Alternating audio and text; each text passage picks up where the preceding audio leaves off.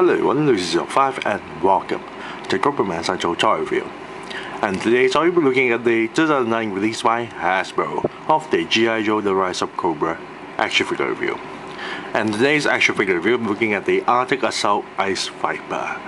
Now I got this straight from eBay, and surprisingly enough, this only cost me 30 ringgit with shipping, which is rather cheap.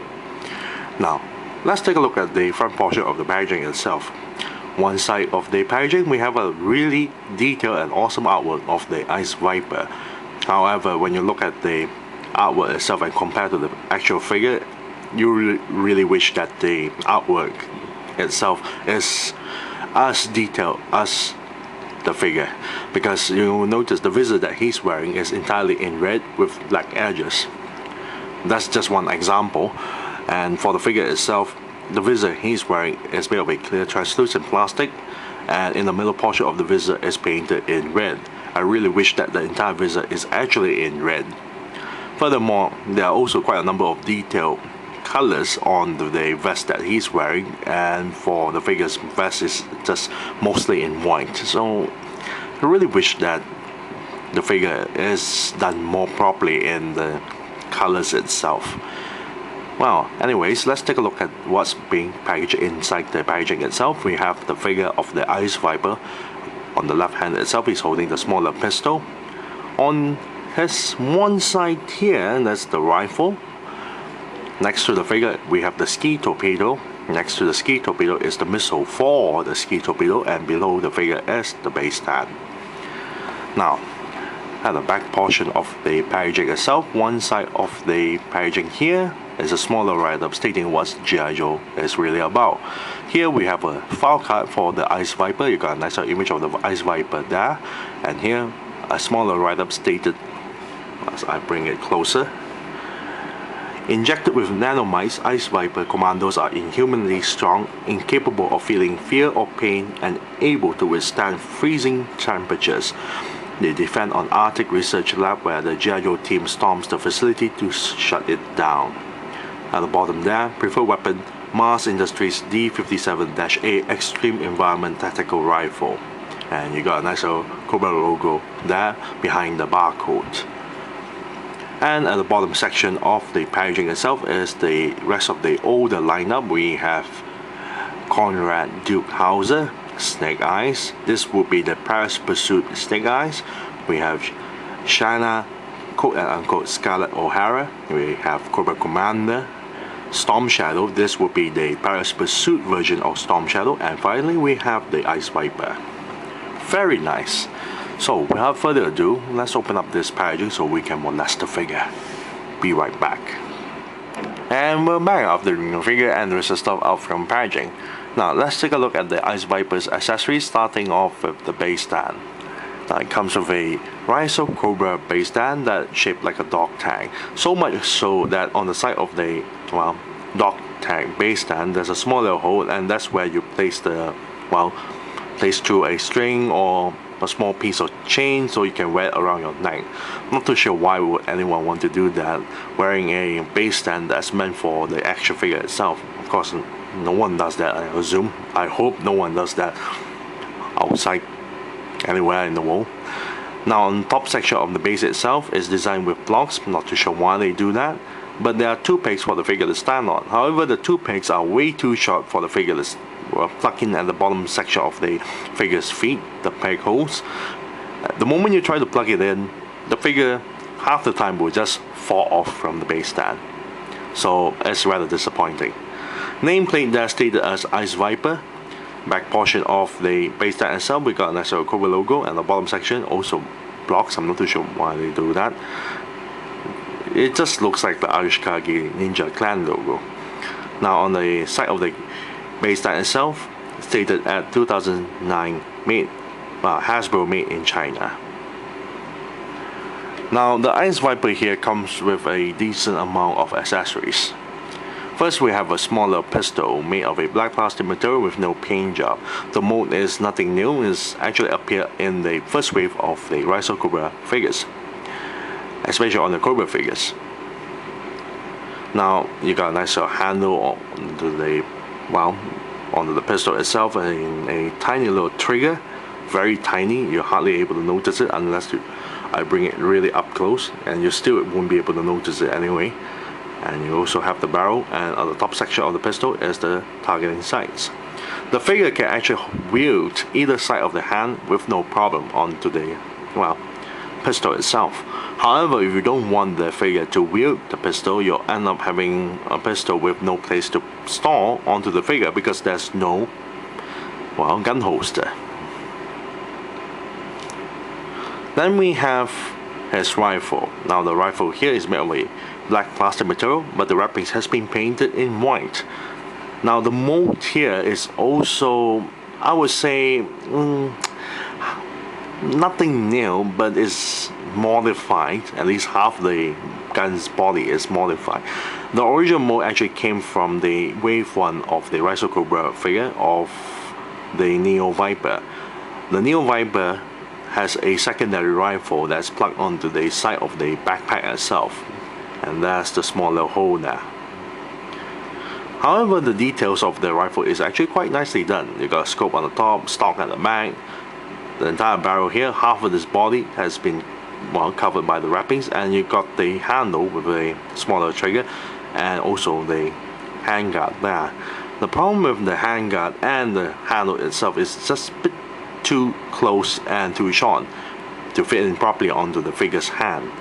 Furthermore, it's also a bit thick, so it tends to spread the figure's hand a bit too wide enough and causing it to, well, lose the grip onto the handle, well, in the long run.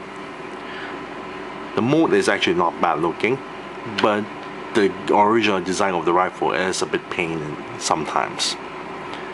Then we have his vest made entirely of a white plastic material. Now there are 2 buttons on each side of the vest to connect to the front portion of each side of the vest itself. So removing the vest out from the figure or having the figure equipped with the vest is rather simple, but you still have to remove the head. Now there's some paint job involved onto the vest itself. You got a nice little Cobra logo on the corner here. The belts, the straps are painted in black. Buttons are painted in silver, very nice. Even the buckles are also painted in silver. However, the neck joint here, this is the scarf, and also the hoodie at the back is painted in a grey camouflage colors, which is very nice. However, I really wish that they put more details of colors onto the, well, vest itself, like painting the pouches in grey color, just like I showed in the front portion of the packaging of the artwork itself. The details are very nice, and the mold here is entirely unique for the Ice Viper. Very nice. Got a lot of pouches. You got a wraparound blanket and a rather larger, smaller backpack at the back, just bottom of the wrapped blanket there. Very nice. Now here we have a blue translucent plastic of a arrow missile. As you can see, the details are too simplistic. We have an arrowhead on the top and a lot of lines on the flat end of the arrows itself, as you can see there, but nothing special. And you can load the missile onto the ski torpedo like so. Push it all the way in, press the button to fire. And finally, we have the ski torpedo made entirely of a grey plastic material, but got a nice little large logo sign of the Cobra emblem. Very nice. Now the entire mold here is actually, well, taken from the 1987 of the Cobra Wolf ski torpedo, which I have next to me. As you can see there, that's the ski torpedo, and all I have to do is just remove it like so and do some comparison of the ski torpedo from the 1987 and the 2009. Now you can see the mold is mostly the same, but for the 2009 they added the button on the top and carve out a hole, well, in the middle, and put in the springs just so, well, they can have a launching missile gimmick there. But both of the ski torpedoes are exactly the same, to the point that bottom section of the ski there, there's a smaller hole there, so that's this section. Furthermore, if you want a little bit interesting experiment, yes, the ski torpedo from the 2009 do fit on the 1987 of the Cobra Wolf's ski torpedo section there where you place the ski torpedoes, as you can see. And if you want any more ridiculous stuff, you can actually load the missile, and there you have it, a Cobra Wolf with a launching missile and a launching ski torpedo, which is quite interesting actually. Now let's take a look at the figure's paint job. Now the entire figure is made of a grey plastic material color. The entire figure is made of that, but there are some paint job. The head is, well, the entire head is actually painted in black. The gloves is painted in black, but it's rather glossy. Shoulder pads are painted in dark grey. We have the camo paint on the pants itself, very nice. The strappings are painted in black, so does the pouch on the side, and also the boots are painted in black, very nice. Now for the figure's mold, there are some portion of the figure that is actually new, but it's new during that time for 2009. So let's take a look at the old body molds. The torso, the waist, and the lower arms actually comes from the Mars Industries Trooper, as you can see there, basically the same thing. The only thing new for the figure itself is the head, shoulders, and the entire pair of legs. Very nice, because for the Ice Viper, he is the first figure to actually have this design of a very bulky leg. As you can see that rather bulky leg. Very nice. Got a lot of straps going on. They added in the small little, well, I would say magazine clips placed on the side of the tie itself. Very nice. Armor platings on the shoulder pads there, and the head sculpt, very nice. Despite that they didn't actually painted the eyes or anything else, but the head sculpt is very nice. Each side of the head has a small little hole for you to connect the visor onto the figure's face. Very nicely done. Very nice. Let's take a look at the figure's articulation. The head can actually pivot down, up, side to side, and turn 360 degrees. You'll also notice the neck joint is overtly too long as well.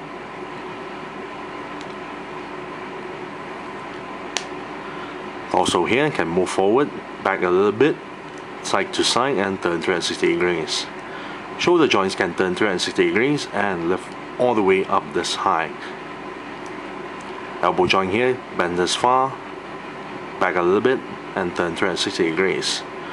The entire glove is a wrist joint, so you can turn 360 degrees, and it pops off from the hand very easily. Then we have the hip joints that move forward, back, and to the sides. And the knee joint is the biggest problem due to the bulkiness, because it's rather stiff at times, and when you try to bend it, it's rather awkward at times as well. But you can bend the legs, bend the knees this far, and then also, yes, a swivel joint that turns 360 degrees. Then we have the ankle joints that pivot downwards, barely even going up, and turn 360 degrees. Now let's fully equip the Ice Viper with all the accessories. Now I really like the updated version of the Ice Viper here, really nice. But due to the bulkiness of the leg itself, sometimes posing the figure is a little bit difficult. Well, sometimes, depending on what sort of poses you want to do for the Ice Viper. Furthermore, I am a bit disappointed with the visor, because the visor, well, is a bit too simplistic with the paint job there, and there are no detailed paint job onto the figure's head. But by placing the visor onto the figure itself, at least it looks a little bit better, as you can see there. Very nice. Also, quite surprisingly enough, they actually reused the 1987 mold of the Cobra Wolf's, well, ski torpedo, and it actually works on the 1987, well, for the 2009 ski torpedoes onto the old Cobra Wolf, the old 1987 Cobra Wolf vehicle itself. which is rather surprising.